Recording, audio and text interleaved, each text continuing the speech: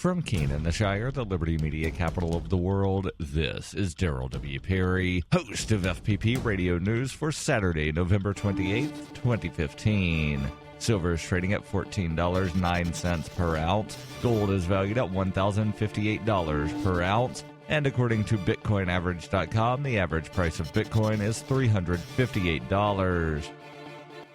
Antiwar.com reports the hugely controversial NSA bulk surveillance of Americans' phone records came to an end on Friday, with the 6-month winding down period of the USA Freedom Act finally coming to a close. There wasn't much fanfare, however, because the shutting down of the program is largely a distinction without a difference. That's because back in early June, Congress chose the weakest, most watered-down reform bill on offer, one which replaced the existing privacy-violating metadata scheme with an entirely new, only marginally different privacy-violating metadata scheme. Under the old system, an NSA computer was keeping track of all these phone records, allowing NSA agents to look them up. Under the new system, the phone companies are to keep the records instead and provide the NSA with access per secret court orders. The phone companies never made it clear how much change this would actually involve, and since the FISA courts are overseeing it in both cases and are notoriously willing to approve literally anything the NSA wants to do, the bottom line answer for what has changed will have to be not much.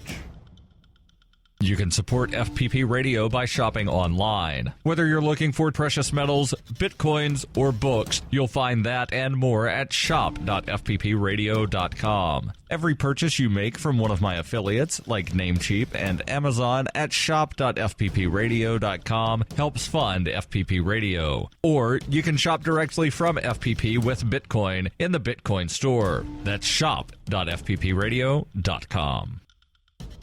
UPI reports a Massachusetts police officer indicted for allegedly sending a hoax bomb threat and staging a crime scene was found dead in his home. Peggy Krippendorf, a Norfolk District Attorney's Office spokeswoman, said no signs of foul play were found at the scene. The death is not currently being investigated as a homicide. Brian Johnson was facing charges related to allegedly calling in a fake bomb threat at a local high school to mislead a criminal investigation and staging a shootout with a non-existent motorist. He was found dead in his home around 3:30 a.m. on Thursday. An autopsy will be performed to determine the cause of death. On November 19th, Johnson was indicted on 6 charges and faced more than 40 years in prison if convicted. Investigators said Johnson fired his personal weapon into his service vehicle before telling police a man in a pickup truck opened fire on him. Police launched a massive manhunt with dozens of officers, a helicopter, and armored cars. Investigators later learned he faked the shooting and the subsequent hoax bomb threat at Millis High School.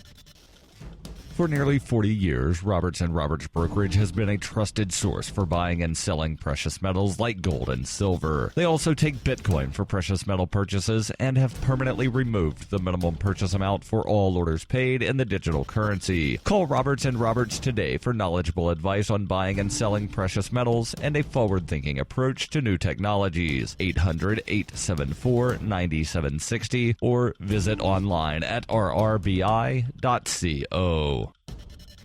Reuters reports police arrested a gunman who stormed a Planned Parenthood abortion clinic in Colorado Springs on Friday and opened fire with a rifle in an attack that left at least 1 police officer dead and about a dozen other people injured. The suspect first engaged in a protracted gun battle with police but ultimately surrendered to officers inside the building about 5 hours after the start of the violence, which played out under a steady snowfall in Colorado's second largest city. The full extent of casualties was murky in the immediate aftermath of the gunman's capture. A police spokeswoman, Lieutenant Catherine Buckley, initially said she had no confirmation of fatalities, adding that police were still searching for possible victims who might have been left behind in the clinic as the building was being evacuated. State Attorney General Cynthia Kaufman posted a message on her official Twitter account a short time later saying 2 people had been killed, but that post was quickly deleted and replaced with another lamenting a tragic loss of life. The Colorado Springs chapter of the Fraternal Order of Police, a law enforcement union, then reported on its Twitter page that 1 police officer had died. Buckley put the number of people taken to area hospitals at 11, including 5 officers, but it was not immediately clear whether that tally included the fatality reported by the police union.